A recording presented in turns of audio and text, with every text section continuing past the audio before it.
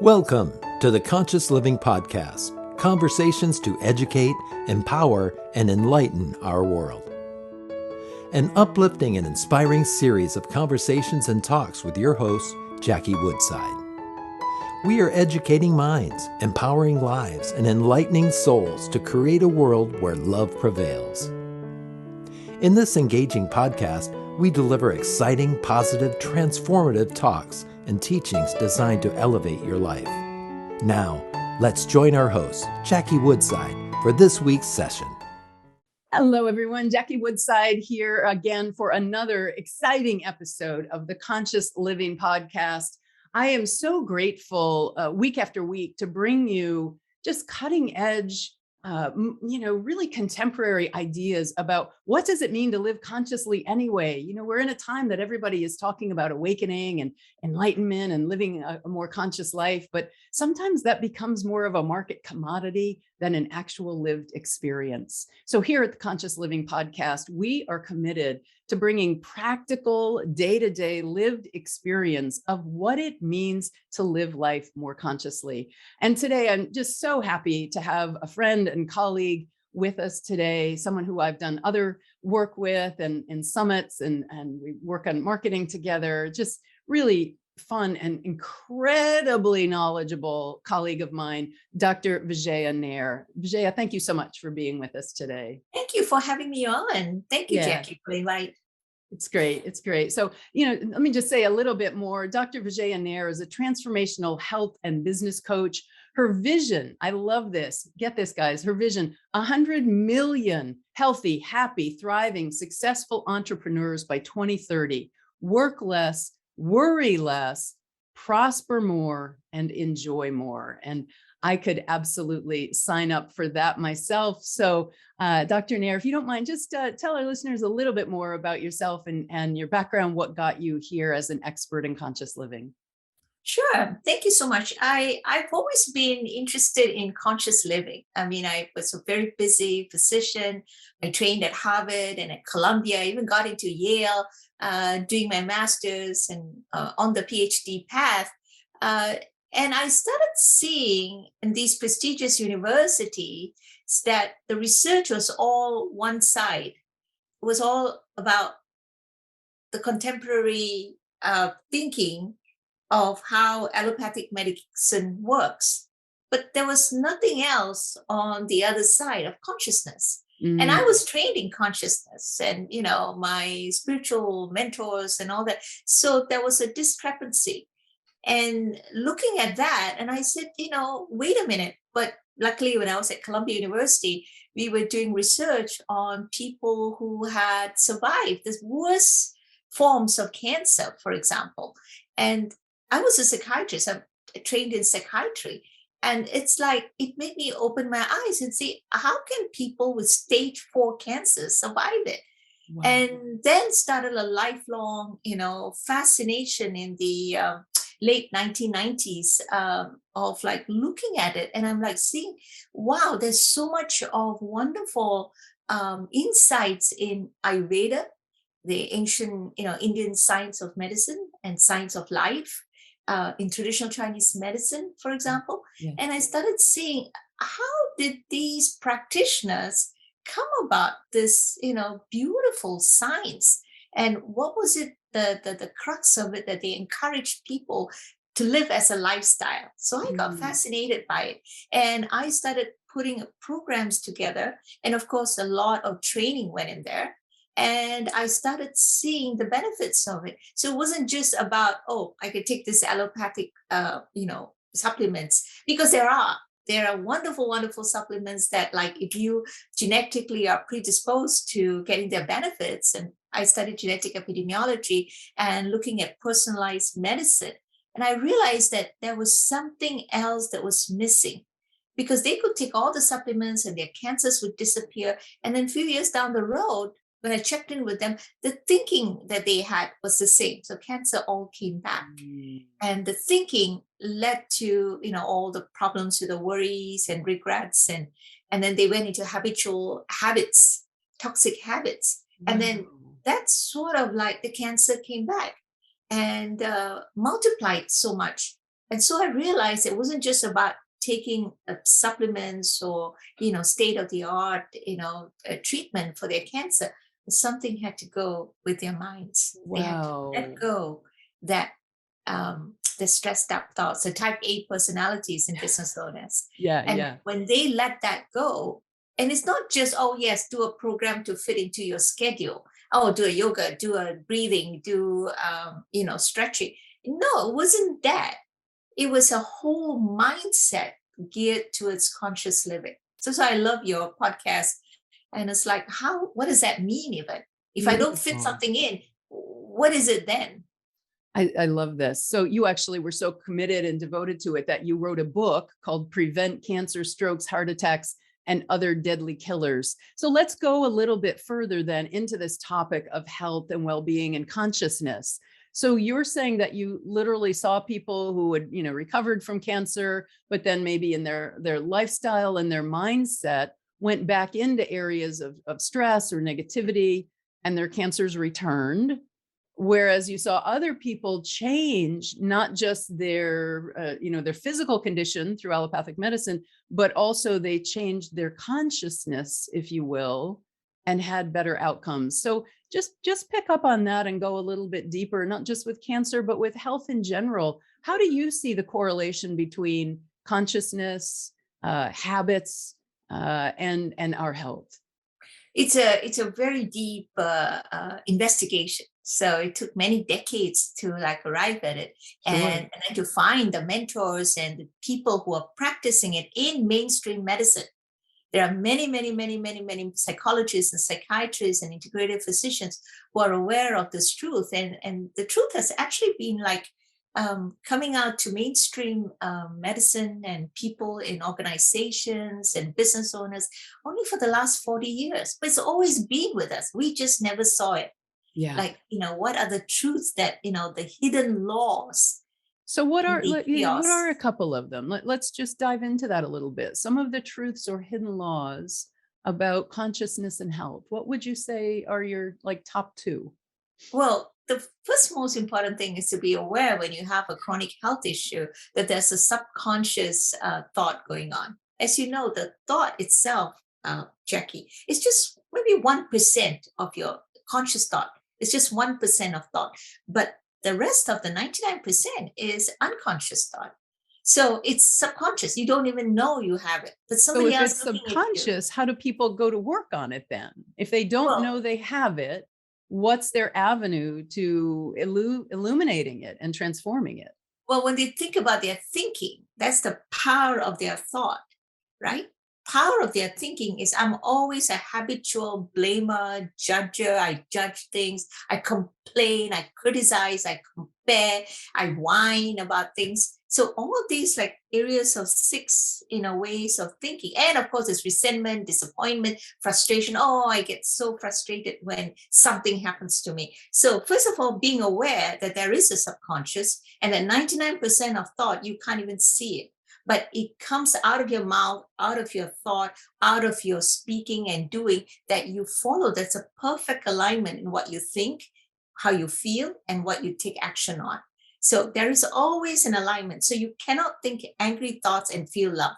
You cannot think, beautiful, loving thoughts and feel, hatred. You just can't do that. Right. There's always a perfect alignment, no matter how much of a facade you put on. Oh, I'm a very nice person. But no, underneath that, you can see through the actions of that person what their commitment is. So knowing that it's there gives us an idea that all human beings have this. And most of us have to work at it. Yeah. If you're raised in a dysfunctional family, most of us are, right? So it's not the fault of the family, as we were taught to think as psychiatrists and psychologists and social workers, Right. that it's your abnormal, I dysfunctional have family always that's said causing that. your problems. I have said Right, that it's exact not. same thing. I'm so glad to hear you say that. So then what is it, Vijaya? What's your understanding of that? I'm so happy to hear you say that. It's not about your past. It's not about your No, family. it's not. Go ahead. All your circumstances. Or your That's a big circumstances. one. It's And not this your is like- race. It's not your sexual identity. It's not the economy that we're in. It's not your political party. It's not your spouse. It's not your parents. So go. I love this, Dr. Nair. This is so good. There is an underlying paradigm That's the law, the natural law beneath the chaos that we are seeing. And once you understand the chaos is me, not out there, you can think, oh, it's my thinking, because there's power of thought, consciousness, and mind. Mind is bigger than the brain. Your mind is so huge. And there is this thing, the power within us, whether we knowingly or unknowingly, wittingly or unwittingly, consciously or unconsciously, we can project our power in different ways, for good and for bad. So one example is to look at everything around you right now in the room that you're in. Just glance at the room. Everything that you see was created twice. One, in a person's mindset, they thought about it, right? Every object, a light here, a computer here, and then they created it outside. Yes. So creation happens twice. So if that, it can be a good thing, and also bad things happen in your life. The vibration you give out, it's like so important to know what your subconscious thoughts are. And so when you work with someone trained, I'm trained in this, that we get the subconscious, delete disempowering subconscious thoughts and replace it with a person's own empowering thought. Nice. And so it's now deep as a seed is planted. Mm-hmm. All the old weeds have to be taken up from their roots. Yeah. Remember the gardening analogy? And then you plant the good seeds. And once they start growing, you're like, and people have different definitions. The second point, different definitions of abundance in health, in wealth, in well-being, in success. Their definition of abundance is important. So if you have a sensation, oh, I feel freedom when I have abundance, right? So now even your readers can take a few moments. What's your feeling like with abundance? What do you feel? What's your alignment with that feeling? And what's taking you off? Mm-hmm. Sometimes they say, yeah, but. Yeah, I love my freedom, but I have this. Good. Write your yeah, buts. Yeah. Because the buts are your limiting thoughts. And those are really, the roots are tangled into your subconscious. So many people have this fear. So the second thing is being aware of your fears. It's not like, oh, if I think too much about my fears, I will bring it up. No, write it down so that you know is that fear happening again, and what is your self-sabotage mechanism that you're doing. And so you have a list of your own particular modus operandi, because the second law of motion comes like when an object is in motion, right? There is an equal and bi-directional force coming to stop it. There's always two. So when we have an urge to create in the world, to create new programs, to create new products in the world, that urge, never before you did that before, but you did something. At that same time, the self-sabotage is happening. That bi-directional force that is nature is happening too. What does that mean? Not that you don't do your dreams. No, you know what your modus operandi is. Oh, I get procrastination. I get overwhelmed. I get, distractibility. So how do you deal with that? That's usually the roots are deep down in your subconscious. So you've got to dig a little bit deeper, not just, oh, yes, a limiting belief, I can do, I can talk about it. No, it doesn't happen in therapy. I have to be very, very clear. So when people come with stage 4 cancer, it's the vibration of that negativity thinking in their lives. And sometimes you can cover it up and you don't even see it's there, but it tells in your living, you're not conscious living. You're always thinking about the future and worried about the future, or worried of regrets about your past. You know that they cannot, if their thinking is messed up that way, they didn't dig deep enough and delete that subconscious beliefs. So what's your go-to practice for helping people dig deep and delete their subconscious beliefs? Like what you said, and I'm right there with you, the kind of chronic negativity when then people say like, well, what do you mean? I'm not negative. But the chronic glass is half empty. Things are not going for me. I call it being in survival consciousness or stress consciousness. Yes. So what's your go-to tool or method for helping people be able to do that process? Because you say it doesn't happen in therapy. I think that, and I was a therapist for 30 years, Dr. Nair, so I agree. So was I. Yeah. We both practice psychotherapy. Wonderful. It's a wonderful field, a wonderful practice. And it's not the be all and end all. You can learn to do this for yourself. So let's just do one. What's your go-to tool or practice that helps people do this? Well, it's very important, firstly, to be able to quieten your mind. So I'm a practitioner of meditation. I teach meditation, deep levels. Even for some people, my clients, they can even talk to their soul. They're not just talk, they really talk, ask questions of the soul and get answers in a different dimension. So when you can talk to your soul, you have a bigger, it's like, you can see the level of stress that at the ground level, at the egoic mind level, you can see the stress of like the roadways, very heavily packed, dense roadways. And, it's like, wow, so much of traffic and so much of stress when you're driving. But when you take a hot air balloon and you go up and you look at it and you have a perspective, you can see areas where there's a traffic buildup, pile up, and you can avoid that. And you can take another alternative route. So the idea is, how do you go up and see that? So not getting caught. So the first thing I tell them is, your mind, you have to learn to quieten your mind. Okay. Some people's minds are just all over the place. So the first part of it is, you can go into the roadway that is free and easy and abundance, attracts abundance, is practicing gratitude. So add that energy, you can trust. So hand on your heart and breathing.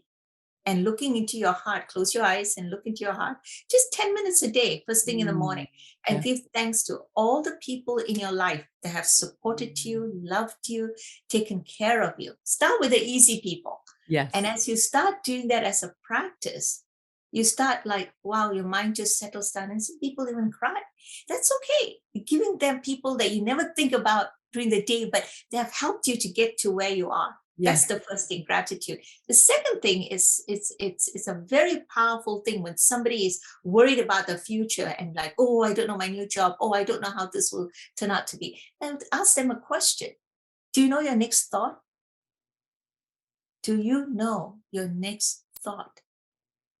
And mostly the answer is always, no, I don't know what I'm going to think next. Yeah. Right? That is a power by itself. We have 70,000 thoughts a day. Per day. They come and go like the clouds, right? They just come and go. And it's no point. So the important thing is to tell yourself, this too shall pass. When you know a thought has come in and it's negative, and it's like, that's got what I call the train wreck associated with it. All the judgment, the complaining, the whining is coming, the comparing, the criticizing, all that resentment is being built up, right? That thought. So don't clutch it. Let it go. Pass. Let it pass. It's going to pass, because next moment there's a phone call coming. Next moment someone is calling to you. Next moment you have a dog to feed or take care of. That moment is gone. So that helps people to realize this too shall pass, and this is a train wreck in place. Nice. So some people, if they don't know that term and they get caught in a train wreck, what do you do? Yeah. Right? So the first thing when you get caught in a train wreck and all the negative thoughts are coming, the worries, the chronic negativity, it's habit, it's already coming into the space that you're in, stop. Yeah. Don't resist that moment. Yeah. And I don't also resist that moment. I like to tell people, be mindful of the truth, that your thoughts are not the truth. They're just your thoughts. They're not. 99% are all negative and usual, complaining, whining, judging, criticizing. Yeah. Those are the thoughts. But if you say, this is a very important principle, this moment is going to pass, but right now, this moment that is like filled with all these negative thoughts, look at it, breathe into it. Just breathe, belly breathing in through your nose and breathing out through your mouth. Belly goes out when you breathe in, and belly goes closer to the spine as you breathe out. So belly breathing. And just looking at the moment, oh, I got a bad news. I didn't get the client. I didn't get the customer. I didn't get, whatever I wanted. Your expectation. And then suddenly you realize my expectations was here, but the moment was somewhere else. Just breathe. So this moment is real. Don't run away from the moment. Don't resist it. Just look at it. Now, people think that, if I don't resist the moment, if I don't fight back, I'm not going to win. No, that's not the winning in spiritual matters. When the moment comes, God, divine, whatever you call it, is giving you this moment. It's not a mistake. And just breathe into it so that when your mind settles with clarity, you can see the solution that you have to take. Beautiful. And immediately, like you see. Now, when I work with my clients, they want deeper level of clarity. So for that, you have to get someone trained in giving you the deeper level of clarity. So if people go to my website, gobeyondstress.com, there is a wonderful webinar, free webinar. And when you watch the webinar, you start realizing that, oh my God, things are happening in front of me. The laws are here and I don't see it. I haven't seen it. It's not your fault. Nobody came with a manual when you're a baby and said, this is the manual, your 5 ego traps. I actually have a book, that Kindle book or an ebook, the 5 ego traps that sabotages your success in business, in your personal life. So everywhere the ego traps are there. And that's what ruins us to have good health and well-being in success in all areas of our life, including abundance. Yeah. So how do we translate that? I know you're passionate about success and abundance. So I want to talk a little bit about that. How do you translate this alignment of thought into, there's stuff that has to get done. One of the things I like to teach, you can't just sit home and think good thoughts and think that the universe is going to come knocking. It definitely, having aligned energy with your values and your vision for life, having all of that aligned opens doors. You still have to do stuff. So talk to us about how this inner world, eliminating the self-doubt and the self-sabotage and the ego traps that you wrote about, how does that translate into what we actually decide to do with our lives in our day-to-day? Well, the first thing is, good question. That's a brilliant question, actually, Jackie. You have to be aware when you're slipping out. That's why I suggested watching the webinar and gobeyondstress.com, because you start seeing things that you took for granted and you didn't see how you were doing the self-sabotage. So when you get an energy of procrastination, very different. Overwhelm, very different energy. They are all energy streams. They're like the self-sabotage patterns that you have. So when you are in that thought energy, it's always energy. All thoughts are energetic vibrations. Yes. And predominantly your energy is about shame and guilt or anger. That is your predominant throughout the day. You have to be observant. So at the end of the day, I always tell my clients here, now watch, what was your predominant thought today?